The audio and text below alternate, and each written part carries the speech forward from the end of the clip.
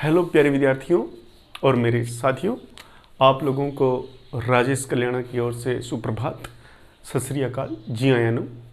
तो प्यारे विद्यार्थियों, किसी ने क्या खूब कहा है कि खड़ा हिमालय बता रहा है, खड़ा हिमालय बता रहा है, डरो न आंधी पानी में। खड़ा हिमालय बता रहा है, डरो न आंधी पानी में, खड़े रहो तुम अविचल होकर सब संकट तूफानी में। खड़ा हिमालय बता रहा है, डरो न आंधी पानी में, खड़े रहो तुम अविचल होकर सब संकट तूफानी में। डिगो ना अपने प्रण से, तुम सब कुछ पा सकते हो प्यारे, तुम भी ऊपर उड़ सकते हो, छू सकते हो नभ के तारे। खड़ा रहा जो अपने पथ पर, लाख मुसीबत आने पर मिली सफलता उसको जग में जीने में मर जाने में। तो प्यारे दोस्तों, जो मेहनत करता है उसको सफलता अपने जीवन में कभी न कभी जरूर मिलती है। तो आज हम शुरू करने जा रहे हैं अपना नेक्स्ट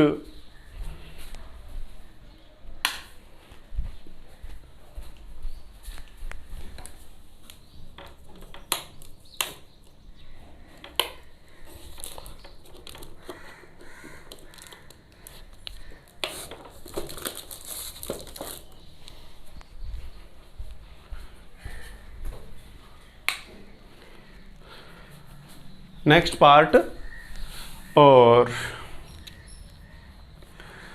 उसके अंदर हम प्यारे विद्यार्थियों करने जा रहे हैं आज कि कार्बन और उसके यौगिक। तो जो पार्ट है अपना, वो आज आपका पार्ट 45 रहेगा और एपिसोड नंबर आपका 95 रहेगा। तो प्यारे विद्यार्थियों, जैसा कि आप जानते हो कि जो कार्बन है उसके हमने कल काफ़ी सारे गुण बताए थे। कार्बन के गुणों की अगर हम बात करें प्रिय विद्यार्थियों कि कार्बन के क्या क्या गुण हैं, कार्बन के गुण, प्रॉपर्टीज ऑफ कार्बन, ठीक है। तो इसके अंदर हम बात करेंगे कि एक तो हमने इसका पहला गुण बताया था बेटा कि ये क्या बनाता है, सहसंयोजी बंध बनाता है। कैसा बनाता है बेटा, सहसंयोजी बंध भी बनाता है मोस्टली। दूसरा, इसकी आकृति बताई थी हमने, सम चतुष्फल की आकृति, सम चतुष्फल की आकृति बताई थी। तीसरा इसमें है, हमने बताया था बेटा कि इसके अंदर श्रृंखलन का गुण बताया था बेटा। किसका? श्रृंखलन का, कैटिनेशन का, श्रृंखलन का गुण बताया था। और हम बात करेंगे आज बंद कोणों की, और हमने बताया था बंद कोण किसे कहते हैं, ये भी आपको कल बताया था। इसको हम बोलते हैं बॉन्ड एंगल के बारे में आपने बात की थी। उसके बाद में हम आज पढ़ने जा रहे हैं एक जैव शक्ति सिद्धांत, किसने दिया था उसके बारे में भी, जैव शक्ति सिद्धांत, विटल पावर थ्योरी, जैव शक्ति सिद्धांत थ्योरी, वीपीटी। और हम पढ़ेंगे इसमें कि अब देखिए, हम शुरुआत कर रहे हैं बेटा जैव शक्ति सिद्धांत से शुरुआत करते हैं। तो जैव शक्ति सिद्धांत क्या था? जैव शक्ति सिद्धांत के अंदर आप नाम से शब्दों, जैव का मतलब जीव होता है। जैव का मतलब क्या होता है बेटा? जैव का मतलब होता है जीव। जैव का मतलब क्या होता है? जैव में ये जीव से मिलकर बना है। जैव शब्द जीव से मिलकर बना होता है, जिया जिसका मतलब होता है बायो। और बायो के अंदर, जीव के अंदर हम पेड़ पौधों को भी पढ़ते हैं, यानी कि वनस्पति को भी पढ़ते हैं, और जीव जंतुओं को भी पढ़ते हैं। तो जो एक वैज्ञानिक थे बेटा जिनका नाम था वर्जिलियस, एक वैज्ञानिक थे, नाम था उनका बेटा वर्जिलियस। जो वर्जिलियस थे उन्होंने क्या है कि बेटा सबसे पहले जैव शक्ति सिद्धांत दिया था, ठीक है। और उन्होंने कहा था कि जो कार्बनिक पदार्थ बनते हैं ना, जो भी कार्बनिक पदार्थ बनते हैं, कार्बनिक पदार्थ क्या होते हैं, कार्बनिक यौगिक क्या होते हैं, कार्बनिक यौगिक या कार्बनिक पदार्थ क्या होते हैं, वो जो जिनमें कार्बन विद्यमान हो कहीं ना कहीं, तो वो कार्बनिक पदार्थ कहते हैं। नाम से ही पता चल रहा है कि जिनमें कार्बन विद्यमान हो ऐसे यौगिक को क्या कहते हैं बेटा, कार्बनिक यौगिक कहते हैं। तो ये कार्बनिक यौगिक जो है वो किससे मिलकर बनते हैं, वो जीव जंतुओं के द्वारा ही मिलकर बनते हैं। कार्बनिक पदार्थ जो है वो सिर्फ और सिर्फ कार्बनिक यौगिकों से ही, जीव जंतुओं से, जीवित पदार्थों से ही बनते हैं। तो ये जो बात कही थी, कब कही थी, ये कही थी आपके बेटा 1815 में। ये वर्जिलियस ने 1815 में ये जीव शक्ति सिद्धांत के बारे में बताया था कि कार्बनिक पदार्थ जीवित पदार्थों से ही मिलकर बनता है, या कार्बनिक पदार्थ सिर्फ जीव जंतुओं से या पेड़ पौधों से ही प्राप्त होता है। वैसे इसकी अकार्बनिक पदार्थों से, या हम कहें कि कृत्रिम विधियों से जो कार्बनिक पदार्थ है उसको प्राप्त नहीं किया जा सकता। लेकिन आप देखिए कि ये बात धीरे धीरे क्या होगी आगे 1828 में। 1828 में ये बात बेटा झूठी हो गई। एक वैज्ञानिक थे वॉलर, उन्होंने क्या है कि अकार्बनिक पदार्थों से कार्बनिक पदार्थ को निर्मित कर दिया। ये बहुत ही महत्वपूर्ण क्वेश्चन भी पूछा जाता है कि सबसे पहले कृत्रिम विधि के द्वारा, कृत्रिम आर्टिफिशियल मेथड के द्वारा जो कार्बनिक पदार्थ है उसको प्रयोगशाला में किसने बनाया। तो सबसे पहले प्रयोगशाला में कार्बनिक पदार्थ को अकार्बनिक पदार्थों से बनाने का जो श्रेय जाता है वो वॉलर को जाता है। और उन्होंने क्या बनाया उसको देखते हम। देखिए, तो इसके अंदर हम बात करेंगे कि सबसे पहले जो आपके एक प्रश्न आता है कि सबसे पहला कार्बनिक पदार्थ जो कि कृत्रिम विधियों द्वारा बनाया गया है वो कौन सा है, तो वो है यूरिया। ठीक है, क्या है, वो है बेटा यूरिया। तो यूरिया के बारे में इसको सबसे पहले 1828 में वर्जिलियस ने बनाया था बेटा। किसने बनाया था, वर्जिलियस ने इसको 1828 में सबसे पहले बनाया था। तो देखिए आप इसको बेटा, सबसे पहले तो हम लिखते हैं जैव शक्ति सिद्धांत। जैव शक्ति सिद्धांत, ठीक है बेटा, जैव शक्ति सिद्धांत, विटल पावर थ्योरी। ठीक है, 1815 ईस्वी में किसने दी थी और क्या कहा था, ये दी थी बेटा आपके वर्जिलियस ने दी थी। ब्रेजिलियस सबसे पहले जो है वो ब्रेजिलियस ने इसको सबसे पहले दिया था, ब्रेजिलियस। ठीक है, और इन्होंने क्या कहा था कि कार्बनिक यौगिक, कार्बनिक कंपाउंड्स, कार्बनिक यौगिक केवल जैव धारियों या बायो ऑर्गेनिज्म से ही प्राप्त किए जा सकते हैं, ठीक है। या हम कहेंगे कि कृत्रिम विधियों से कार्बनिक यौगिकों की प्राप्ति नहीं की जा सकती। ये बात कही थी बेटा किसने? ये बात की थी बर्जीलियस ने। लेकिन एक दूसरे वैज्ञानिक आए, कब? 1828 में। नाम था उनका वोहलर, ठीक है। वोहलर ने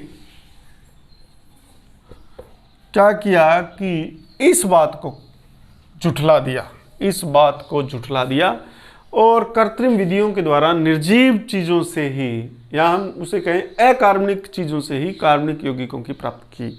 तो कैसे की वो देखिए। उन्होंने क्या लिया, एक लिया इन्होंने, बेटा ध्यान से समझते रहना, पोटेशियम साइनेट, KCNO। इसका नाम क्या बेटा? Potassium cyanate. ये पोटेशियम है, इस ग्रुप को बेटा बोलते हैं साइनेट। तो इसका नाम है, आपके लिख लेना बेटा आप, पोटेशियम साइनेट, ठीक है जी। अब आगे चलिए, देखो पोटेशियम साइनेट है, और साथ में इसने लिया अमोनियम सल्फेट। अमोनियम बेटा ये है अमोनियम, और इसकी संयोजकता 1 है +1, लेकिन सल्फेट की कितनी है बेटा? सल्फेट की -2 है, तो इसको संतुलित करने के लिए +2 चाहिए। तो प्लस इसके पास तो +1 है, तो ये +1 और +1 मिलके 2 जाएंगे, तो इसको 2 लिखना पड़ेगा, ठीक है बेटा। थोड़ा ध्यान भी रखना आपको। तो इसका नाम क्या बेटा? Ammonium sulphate. इसका नाम है अमोनियम सल्फेट, ठीक है, अमोनियम सल्फेट। अब देखो कि ये पोटेशियम जो है, इसके साथ में ये और ये आपस में मिल जाएंगे, मिलके एक अलग यौगिक बनाएंगे, और ये जो है आपस में मिल जाएंगे। तो देखो ये क्या बनेगा इससे बेटा? इससे 2 प्रोडक्ट बनेगा। एक तो बनेगा आपके अमोनियम साइनेट बनेगा। क्या बनेगा? अमोनियम साइनेट। लो अमोनियम साइनेट बना देता हूँ, अमोनियम, और ये हो जाएगा बेटा आपके CNO, अमोनियम साइनेट। इसका नाम क्या है? Ammonium cyanate. अब सल्फेट मत लगा लेना, क्योंकि इसके पीछे साइनेट ग्रुप आ गया, तो इसका नाम भी लिख लो चाहिए आप, अमोनियम साइनेट, अमोनियम साइनेट, ठीक है बेटा। दिखाई दे रहा है आपको? एक बार थोड़ा चेक कर लो कि आपको दिखाई दे रहा है या नहीं, ठीक है। अब हाँ भाई, अब देखिए बेटा, ये अमोनियम साइनेट बना, और साथ में क्या बना? देखो ये बन गया आपके पोटेशियम सल्फेट, KSO4। अब SO4 की तो वही बात है, इसकी पोटेशियम की संयोजकता +1 होती है, तो इसके साथ भी 2 लगाने पड़ेंगे। ये पोटेशियम सल्फेट हो गया। इसका नाम भी लिख लो आपसे, पोटेशियम सल्फेट। बेटा दिखाई नहीं दे रहा है, तो मैं यहाँ लिख देता हूँ पोटेशियम सल्फेट, इसका नाम है किसका? K2SO4 का, ठीक है बेटा। अब सुनिए आगे, हमें अब इसकी संयोजकता, इसको बैलेंस करते हैं हिट और ट्रायल विधि द्वारा। देखो आप, यहाँ पोटेशियम 1 है, यहाँ पोटेशियम 2 है, तो आप इसके आगे 2 लगाओ ना, इसके आगे 2 लगा दिया।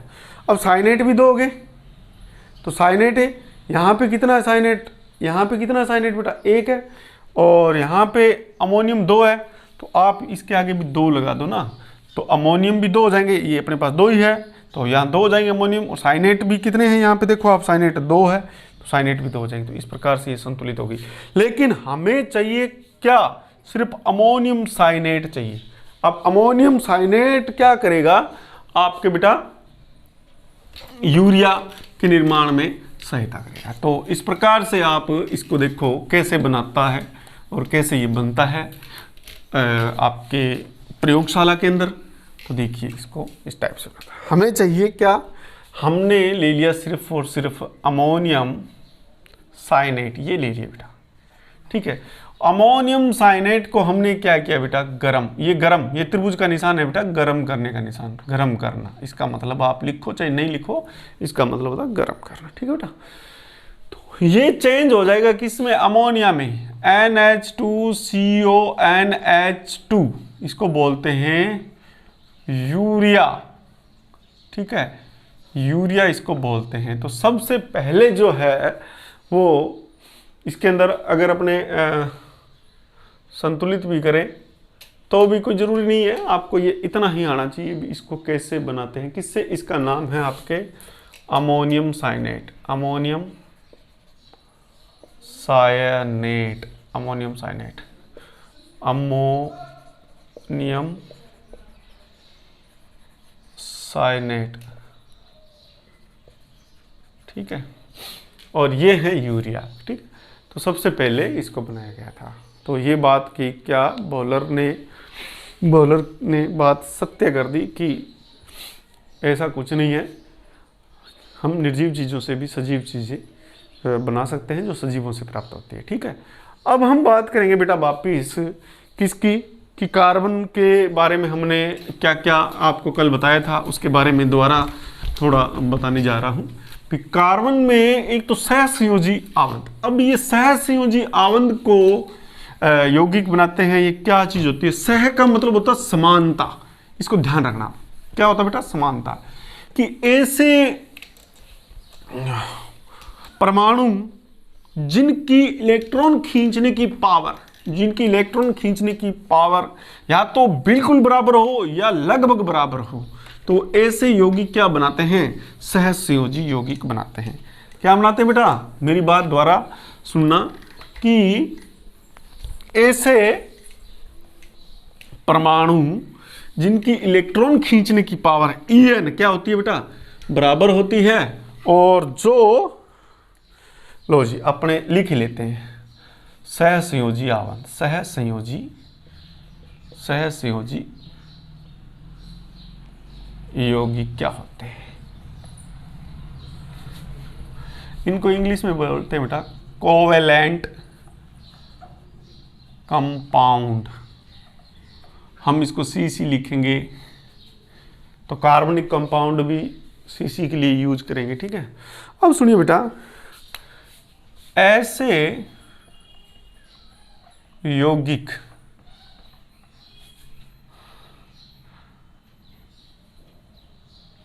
जिनमें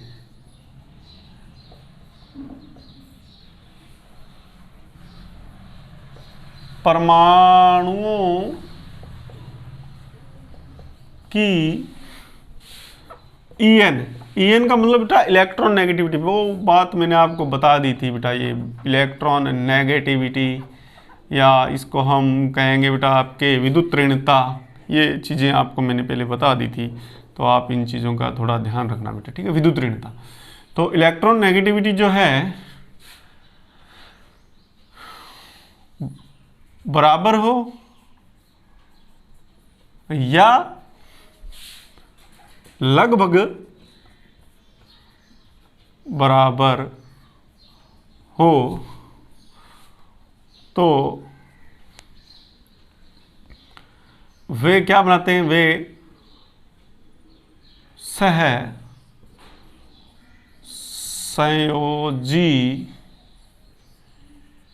यौगिक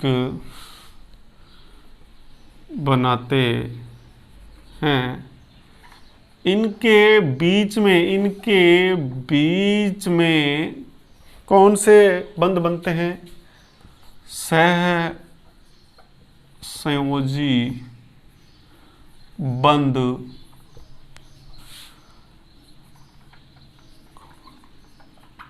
कोवेलेंट बॉन्ड बनते हैं। तो ये कोवेलेंट बॉन्ड क्या होते हैं, इनके बारे में बहुत ज़्यादा इस चैप्टर में चर्चा की जाएगी, ठीक है। तो ये ऐसे यौगिक, अब हम इसका एग्जाम्पल लेते हैं कि कैसे, कौन से। मान लेते हैं बेटा सहस्त्र यौगिकों के अंदर हम यहाँ पे अष्टक नियम के बारे में भी बात करेंगे। अष्टक नियम के बारे में बात करने से अच्छा तो ये होगा, थोड़ी सी बात ये भी होगी कि आदमी को जितनी, मान लो जिस व्यक्ति को भूख जितनी होती है वो उतनी मान लो भोजन या चपाती लेता है, ठीक है। कई जो है 3 खाते हैं, कईयों की 2 ही है, कई 4 खाते हैं, कईयों की 5 है। तो जिसकी जैसी कैपेसिटी होती है उसी प्रकार से वो खाना लेता है। तो उसी प्रकार से इनकी भी, जिनकी बाहरी कोश में इलेक्ट्रॉनों की कितनी संख्या उसको चाहिए सेचुरेट करने के लिए, तो वो जो बात है, वो जो संख्या है उस पर डिपेंड करता है कि वो कितने बंदों से सहसयोजी आबंध बना रहा है। तो देखिए इसमें बेटा हम सबसे पहले बात करते हैं हाइड्रोजन की ही बात कर लेते हैं बेटा, हाइड्रोजन की, ठीक है। हाइड्रोजन गैस की बात करते हैं। हाइड्रोजन के अंदर आपको पता है इसका इलेक्ट्रॉनिक विन्यास क्या है। इसके बाहरी कक्षा में इलेक्ट्रॉन एक ही, अंदर और बाहर इसके तो एक ही कक्षा है, और एक कक्ष के अंदर, एक कक्षा में एक ही कक्षक है, एस कक्षक है। और एस कक्षक में बेटा कितने इलेक्ट्रॉन की जरूरत है आप बताइए मेरे को, मैंने बताया आपको सिर्फ 2 की। तो हम ऐसे करते हैं कि ये हाइड्रोजन ले लिया मान लो, और इसके बाहरी कक्षा में इलेक्ट्रॉन कितना बेटा 1 है। ये दूसरा हाइड्रोजन ले लिया बेटा, इसके बाहरी कक्षा में इलेक्ट्रॉन कितना 1 है। तो बेटा अब क्या करेंगे, ये दोनों आपस में मिलकर, ये हाइड्रोजन कहेगा मेरा इलेक्ट्रॉन तू भी ये रखता हूँ मैं यहाँ पे, और ये हाइड्रोजन कहेगा कि मेरा इलेक्ट्रॉन रखता हूँ मैं यहाँ पे। अपने तेरे को भी 2 इलेक्ट्रॉनों की ज़रूरत है, मेरे को भी 2 इलेक्ट्रॉन की ज़रूरत है, तो क्यों न मिलकर हम साझेदारी कर लें कि दोनों इलेक्ट्रॉनों पर दोनों का बराबर अधिकार हो। तो इसने कहा ठीक है ये बात सही है। तो अब इसके पास तो बेटा देखो कितने इलेक्ट्रॉन है, इसके पास 2 हो जाएंगे, और इसके पास भी बेटा कितने हो जाएंगे, देखो आप 2 हो जाएंगे। आपको ऐसे ही करना है, मैं जैसे बना रहा हूँ वैसे ही आपको कॉपी के अंदर ये प्रैक्टिस करनी है बेटा। रफ कॉपी भी साथ में रखा करो, आपको प्रैक्टिस ऐसे कैसे करनी, ठीक है। अब 2 इलेक्ट्रॉन हो गए, 2 इलेक्ट्रॉनों के कारण बेटा एक ही बंध बनता है, ठीक है। तो 2 इलेक्ट्रॉनों के कारण ये हाइड्रोजन ये लिख दिया मैंने, और ये हाइड्रोजन मान लो ये लिख दिया, और उनके बीच में जो बंध है वो ये बंध एकल बंध है, ठीक है। तो ये इस बंध का नाम क्या दिया गया बेटा, इस बंध का नाम है सहसंयोजी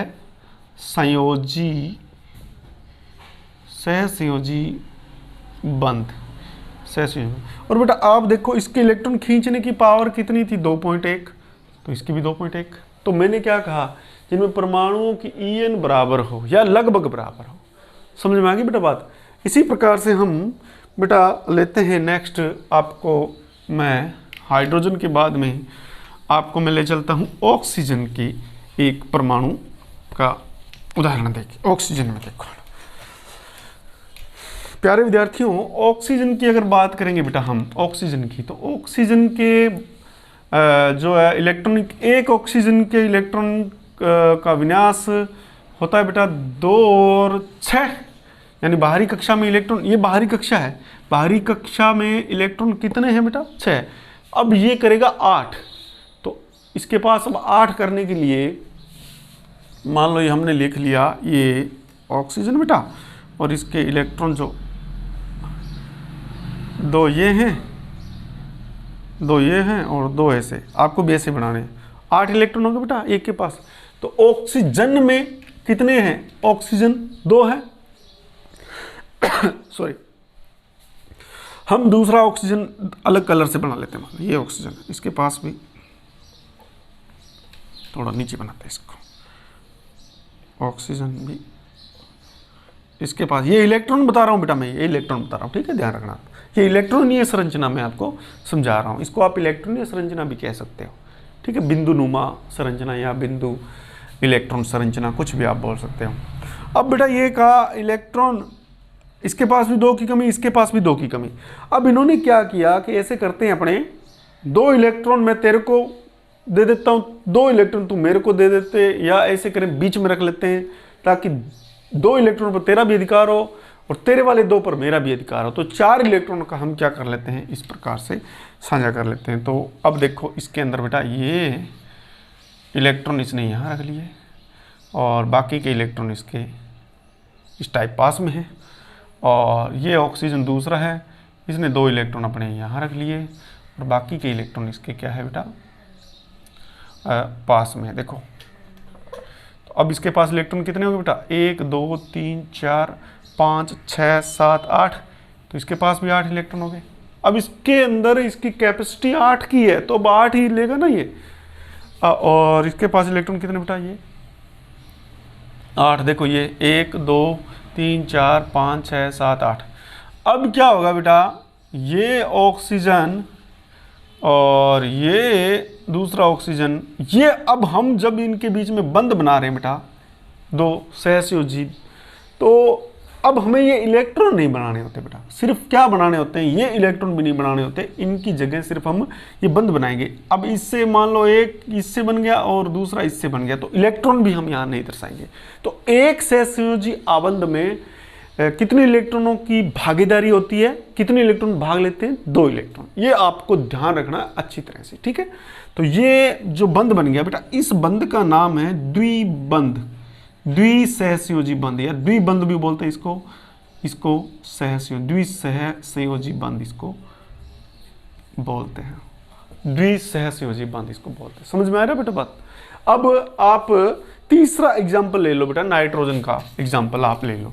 लो जी तीसरा एग्जाम्पल आपको मैं नाइट्रोजन का और बता देता हूं। तो नाइट्रोजन का परमाणु क्रमांक क्या है, वो है बेटा 7। कितने बेटा 7 नाइट्रोजन का परमाणु क्रमांक है। तो देखो कि अगर 7 है तो इसके बाहरी कक्षा में इलेक्ट्रॉन कितने इसको चाहिए, तो देखो हम बना लेते हैं बेटा नाइट्रोजन के बारे में। ये नाइट्रोजन गैस है, इसको हम नाइट्रोजन गैस कहेंगे। और नाइट्रोजन गैस के बारे में आपको मैंने बताया था कि प्रकृति में वातावरण में 78% पाई जाती है सबसे ज़्यादा। अब सुनिए नाइट्रोजन का 7 है तो इसका 1s2 2s2 और 2p3। अब इसके बाहरी कक्षा में इलेक्ट्रॉन कितने देखो 5 है ना, ये 2 और ये 3 5 है। तो आप देखिए नाइट्रोजन के पास में जो बाहरी इलेक्ट्रॉन हैं उन्हीं को ही हम यहाँ दिखाएंगे, इन आंतरिक वालों को नहीं दिखाएंगे। तो यहाँ पे आ गए इलेक्ट्रॉन आपके कितने बेटा 3 ये और 2 ये 5 हो गए। अब दूसरा ले लेते हैं बेटा, ये ले लेते हैं हम नाइट्रोजन, इसके पास भी कितने हैं ये 5 हो गए, ठीक है। ये इलेक्ट्रॉन दिखा रहा हूँ, ठीक है। अब सुनिए बेटा इसमें कि ये भी आपस में क्या करेंगे बेटा सहसंयोजी आबंध बनाएंगे। तो ये नाइट्रोजन है और ये अपने इलेक्ट्रॉन यहाँ रख देगा और बाकी के इसके पास है ही, और ये अपने इलेक्ट्रॉन बेटा यहाँ रख देगा, बाकी इसके पास है ही, ठीक है बेटा। अब ये इसके पास है, अब इसके पास इलेक्ट्रॉन कितने देखो आप 8 हो गए, इसके पास भी कितने हो गए 8 हो गए। तो इस प्रकार से ये क्या बना देगा यहाँ पे N ट्रिपल बॉन्ड N, ठीक है N। लो चलो ये इसका निशान है तो आपको यहाँ भी N ये बना दे, ठीक है बेटा। तो ये क्या बन गया नाइट्रोजन के बीच में त्रिआबंध,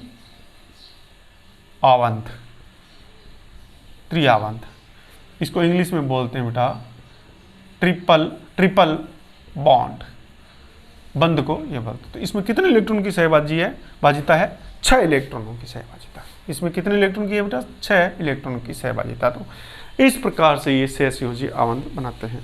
अब कल हमारा रहेगा कि कार्बन भी आपस में सहसंयोजी आबंध बनाते हैं। तो आज तो मैंने ये बताया कि ब्रिजिलियस थ्योरी क्या थी और सहसंयोजी यौगिक क्या होते हैं और कार्बन के अलावा भी कोई सहसंयोजी यौगिक है क्या, तो मैंने इसके बारे में आपको बता दिया।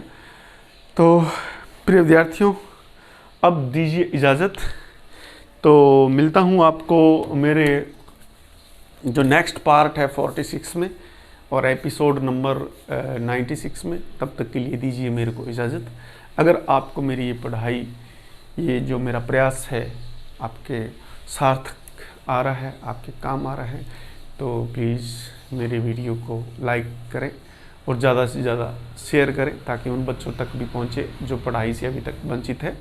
और आपके हो सकता है आगे वाले मंथ से स्कूल रेगुलरली शुरू हो जाए, तो अपनी पढ़ाई को बिल्कुल भी आप डिस्टर्ब नहीं करें, क्योंकि विज्ञान मैंने बिल्कुल बेस्ट से आपको बताया है। तो मेरे को लगता है कि मैंने अपना बेस्ट दिया है। तो जो बच्चे विद्यार्थी नए हैं वो चैनल को सब्सक्राइब कर ले और बेल आइकन को भी दबा लें, ताकि जो न्यू वीडियो है उसका नोटिफिकेशन आप तक पहुंचता रहे।